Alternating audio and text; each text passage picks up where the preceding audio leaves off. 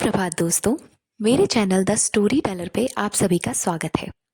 आज इस होली के पावन पर्व पर मैं लेकर आई हूँ आपके लिए एक शानदार कहानी। क्या आप जानना चाहेंगे कि आखिर ये होली का पर्व हम सभी क्यों मनाते हैं? तो आइए मेरी इस कहानी में मेरे साथ जुड़िए। बस 5 मिनट और आप होली के पर्व की पूरी कहानी एकदम विस्तार से जान पाएंगे। चलिए शुरू करते हैं होलिका दहन की कहानी।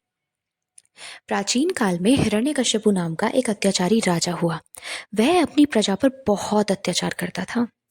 वह लोगों से कहता कि मैं ही भगवान हूँ, मेरी पूजा करो, क्योंकि उसने ब्रह्मा जी की घोर तपस्या की और वरदान प्राप्त किया कि ना मैं दिन में मरूं, ना रात में, ना घर के अंदर, ना घर के बाहर, ना मुझे नर मार सके, ना पशु, ना मैं अस्त्र से मरूं, ना शस्त्र से।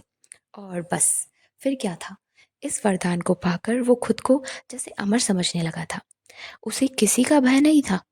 लेकिन ईश्वर की लीला तो अपरंपार है।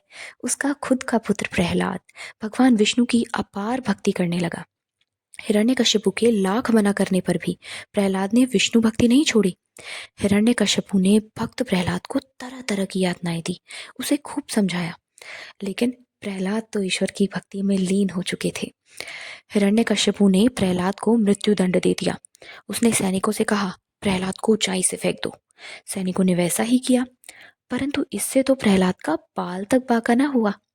सैनिकों ने हिरण्यकश्यपु के आदेश से एक प्रहलाद को एक पिंजरे में बंद कर दिया और उसमें सांप छोड़ दिए। लेकिन भगवान विष्णु की कृपा से वो सभी सर्प प्रहलाद को घेर कर बैठ गए और उसकी रक्षा करने लगे। अपने भाई के प्रयासों को इस प्रकार विफल होता देख होलिका ने हिरण्यकश्यपु से कहा, भ्राताश्री, आप चिंता न करें, प्रहलाद को लेकर मैं अग्निकुंड में बैठ जाती हूँ। मुझे वरदान में एक चादर प्राप्त है, जिसे ओढ़ने से मुझ पर अग्नि का बिल्कुल भी प्रभाव नहीं होगा। हिरण्यकश्यपु को यह विचार बहुत पसंद आया। उसने सैनिकों को अग्निकुंड तैयार करने का आदेश दिया। होलिका वो चादर ओढ़कर प्रहलाद को गोद में लेकर बैठ गई। लेकिन प्रभु की लीला तो अपरंपार है। चादर उड़कर भक्त प्रहलाद के ऊपर आ गई और होलिका अग्नि में जलकर भस्म हो गई। भक्त प्रहलाद की भक्ति एक बार फिर जीत गई। बस उसी दिन से फाल्गुन मास की पूर्णिमा को हम होलिका दहन करते आ रहे हैं। अब ये जो घटना हुई, इससे हिरण्यकश्यपु बहुत क्रोधित हुआ। उसने प्रहलाद को एक सभा कक्ष में बुलाया और कहा, कहाँ है तेरा भगवान? मैं युद्ध करना चाहता हूँ तेरे भगवान से। प्रहलाद मुस्कुराकर बोले, पिताश्री, मेरे प्रभु तो कण कण में है। हिरण्यकश्यपु ने अपने पास खड़े एक खंभे की ओर इशारा करते हुए कहा, क्या इसमें भी है तेरा भगवान? प्रहलाद फिर मुस्कुराए और बोले, हाँ पिताजी, इस मेरे भगवान तो कण कण में है। आप सच्चे मन से उन्हें पुकारेंगे तो वो अवश्य आपको दर्शन देंगे। बस प्रहलाद के इतना कहते ही हिरण्यकश्यपु के तो क्रोध का पारा चढ़ गया। उसने अपनी गदा उठाई और जोर से खंभे पर प्रहार किया। खंभा फट गया और उसमें से प्रभु श्री विष्णु का नरसिंह अवतार प्रकट हुआ। नरसिंह अर्थात जिसका मस्तक सिंह का था और धड़ मनुष्य का। नरसिंह भगवान ने हिरण्यकश्यपु को उठाया, लड़ते लड़ते उसे महल की चौखट पर ले गए और उसे अपनी जांघों पर रखा। गोधूली वेला का समय था, यानी शाम का।